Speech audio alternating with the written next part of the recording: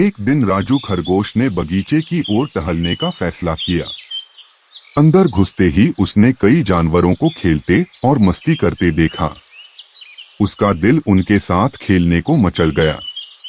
लेकिन जैसे ही वह करीब पहुंचा, उसने पिंकी नामक बंदर को उसे चिढ़ाते हुए सुना। देखो, यह लंगड़ाता हुआ आ रहा है, इसकी शक्ल तो देखो।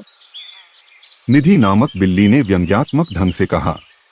क्या वह कभी खुद को आईने में देखता है? वो हमारे साथ क्यों खेलना चाहता है? राजू उनके मजाकिया शब्दों को बर्दाश्त नहीं कर सका और दुखी होकर वापस घर चला गया। घर पहुंचकर वह अपनी माँ की गोद में गिर पड़ा और रोने लगा। मेरा फर इतना ग्रे क्यों है और मेरी त्वचा पर ये काले धब्बे? दूसरे बच्चे हमेशा मुझे क्यों चिढ़ाते हैं? क्या इसलिए कि मैं लंगड़ाता भी हूँ? मैंने ऐसा क्या किया है कि मुझे यह सब झेलना पड़ रहा है? उसकी माँ ने धीरे से उसके सिर पर हाथ फेरा और आसमान की ओर देखा। उसकी माँ ने जवाब दिया, चिंता मत करो मेरे प्यारे, एक दिन एक जादुई परी स्वर्ग से उतरेगी और तुम्हारा सारा दर्द मिटा देगी। तुम देखना, फिर सब बदल जाएगा। राजू ने अपनी माँ की बातों पर पूरे दिल से विश्वास किया। वह अक्सर नदी के किनारे बैठकर आसमान की ओर देखता रहता था, उस परी के आने का इंतजार करता था। बरसात के दिनों में जब इंद्रधनुष आसमान में चमकता था, राजू को लगता था कि परी उस पर सवार होकर उसे देख रही है। एक दिन जब राजू नदी के किनारे चल रहा था, तो उसने देखा कि जंगल में एक बड़ी भीड़ जमा हो गई है। यह जंगल के जानवरों के बीच होने वाली सालाना दौड़ थी। दूर से उसने देखा कि उसके मोहल्ले में रहने वाला हिरण, जिसका नाम पीलू था, दौड़ जीत गया। उसके दिल में एक उदासी सी छा गई। उसने आसमान की ओर देखकर सोचा, काश मैं भी ऐसी दौड़ जीत पाता, लेकिन वह जानता था कि यह असंभव है। निराश होकर वह चलने लगा। अपने विचारों में खोया राजू पिंकी, निधि और उनके दोस्तों को पास आते हुए नहीं देख पाया। निधि ने उसे आसमान की ओर देखते हुए देखा और पूछा, राजू, तुम आसमान को इतनी गौर से क्यों देख रहे हो? राजू ने जवाब दिया, मेरी माँ ने कहा था कि जादुई परी इंद्रधनुष पर सवार होकर दुनिया को देखती है। एक दिन वह नीचे आएगी और वो मेरे पैर को ठीक कर देगी, फिर मैं दौड़ में भाग लूंगा और जीत जाऊंगा।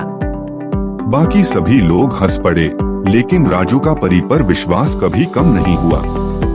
यहाँ तक कि जब उसकी माँ का लंबी बीमारी की वजह से निधन हो गया, तब भी वह उसकी बातों पर अड़ा रहा। उसे यकीन था कि उसकी माँ स्वर्ग से परी को उसकी मदद के लिए भेजेगी। एक दिन नदी के किनारे बैठकर आकाश में मुस्कुराते हुए इंद्रधनुष को देखते हुए राजू को लगा कि इंद्रधनुष करीब आ रहा है। अचानक एक परी मुस्कुराते हुए उसके सामने प्रकट हुई। परी ने पूछा, क्या तुमने मुझे बुलाया है? राजू एक पल के लिए अवाक रह गया। उसे समझ में नहीं आया कि कैसे जवाब दे। उसने अपने आप को संभालते हुए कहा, मैं इस दुनिया में बिल्कुल ही अकेला हूँ। मेरा कोई दोस्त भी नहीं है जिसके साथ मैं खेल सकूं। क्या तुम मेरी दोस्त बनोगी? क्या तुम मेरे साथ खेलोगी? परी ने मुस्कुराते हुए कहा, चलो साथ खेलते हैं। राजू ने हिचकिचाते हुए कहा, क्या तुम सच में मेरे साथ खेलोगी? कोई भी मेरे साथ नहीं खेलता क्योंकि मैं बदसूरत और लंगड़ा हूँ। परी धीरे से मुस्कुराई। जो लोग अपने आप को दूसरों से बेहतर समझते हैं और इसी घमंड में दिखावा करते हुए जीवन के निर्णय लेते हैं, वे वास्तव में महत्वपूर्ण चीजों को नहीं समझते। एक दिन वो देखते हैं कि उनके लिए फैसले बेहद गलत साबित होते हैं। उन्हें आगे चलकर बहुत पछतावा होता है। मैं ऐसे लोगों की मानसिकता को अच्छी तरह समझती हूँ, लेकिन उनके बारे में हम क्यों बात कर रहे हैं? अब बताओ, क्या तुम मुझे खेलने के लिए बुलाओगे या नहीं? परी की बातें सुनकर राजू के अंदर खुशी का एक एहसास हुआ।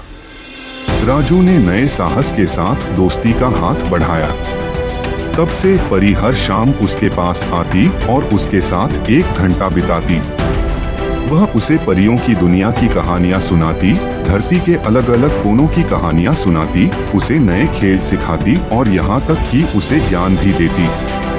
परी राजू के सवालों के जवाब भी देती और उसे दुनिया का सामना करने के लिए मजबूत भी बनाती। राजू हर दिन उसके आने का बेसब्री से इंतजार करता। एक शाम खेलने के बाद राजू ने पूछा, जादुई परी एक बात बताओ, क्या तुम मुझे कभी छोड़कर अपने परीलोक चली जाओगी? परी की आंखें उदास हो गईं। राजू, मैं हमेशा के लिए नहीं रह सकती। भाग्य ने मुझे 1 साल के लिए तुम्हारे साथ एक दिन में सिर्फ 1 घंटा दिया है। राजू का दिल बैठ गया। जैसे जैसे साल खत्म होने वाला था, वह और परी और भी दुखी होते गए। अपने आखिरी दिन परी ने उसे अपने पीछे आने का इशारा किया। वे नदी की ओर चले और परी ने उसे नदी पार करने का इशारा किया। झिझकते हुए लेकिन अपनी दोस्त परी पर भरोसा करते हुए राजू नदी में उतरा और उसे आश्चर्य हुआ कि नदी का पानी अपने आप बीच में से अलग होकर उन्हें जाने का रास्ता दे दिया। वे नदी पार कर गए और कई जंगलों और पहाड़ों से होते हुए आगे बढ़े। अंत में वे एक अंधेरे रहस्यमय जंगल में पहुंच गए, जिसके बीच में एक साफ दर्पण जैसा तालाब था।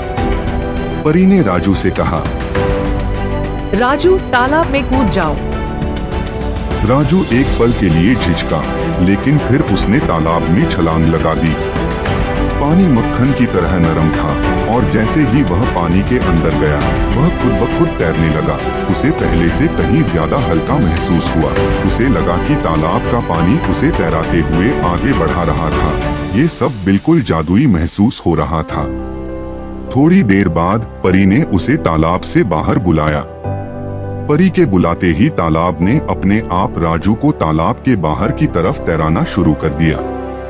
बाहर आकर जब उसने खुद का प्रतिबिंब तालाब में देखा तो वह हैरान रह गया।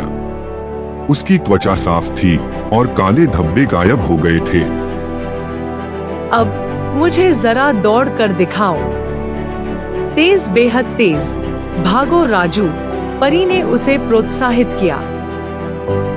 राजू ने हवा को गले लगाते हुए दौड़ लगाई।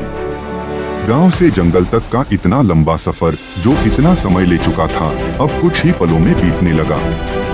राजू खुशी से भर गया। राजू अब जंगल से बाहर वापस अपने गांव आ गया था। अब वो बिल्कुल ठीक हो गया था। लेकिन फिर उसे याद आया कि यह परी का उसके साथ आखिरी दिन था। उसकी आंखों में आंसू आ गए। तब परी ने धीरे से कहा, राजू, आज तुम्हें वह ताकत और हिम्मत मिल गई है जिसकी तुम्हें आगे की जिंदगी का सामना करने के लिए जरूरत है। तुम ठीक हो जाओगे। भारी मन से परी अपने इंद्रधनुषी झूले पर चढ़ गई। उसकी आंखें भी नम थी। राजू जब परी को जाते हुए देख रहा था और गहरी सोच में डूबा हुआ था, तभी उसने एक आवाज सुनी। तुम कौन हो? तुम्हारे जैसे सुंदर खरगोश हमारे जंगल में पहले नहीं दिखे। क्या तुम जंगल में नए हो? यह निधि की आवाज थी। राजू, जो अब ये समझ चुका था कि अधिकतर लोग मन की बजाय तन देखकर ही अपने जीवन के फैसले लेते हैं, उसे अब ऐसे लोगों के कुछ भी कहने से कोई फर्क नहीं पड़ता था। राजू ने मुस्कुराते हुए जवाब दिया, नहीं, मैं अभी भी वही पुराना राजू हूँ जिसका फर फीका है, काले धब्बे हैं और मैं लंगड़ाता हूँ। उसके दोस्त उसे आश्चर्य से देखने लगे और पिंकी ने मुस्कुराते हुए अपना हाथ आगे बढ़ाते हुए कहा, आज से तुम हमारे दोस्त हो। लेकिन राजू ने उसका हाथ नहीं पकड़ा। वह बस मुस्कुराया और चला गया। ऐसा करते हुए उसे परी के शब्द याद आ गए, एक दिन वे तुमसे बात करने के लिए तरसेंगे। राजू के मन में आए नए सुविचारों से जो उसको जादुई परी ने बताए थे, उसने अपना जीवन जीना शुरू किया और इस तरह जंगल में राजू की प्रतिष्ठा बदलने लगी। उसे अब किसी के सामने खुद को साबित करने की जरूरत महसूस नहीं होती थी। उसे अब अच्छे से पता था कि तन से ज्यादा मन का खूबसूरत होना जरूरी है।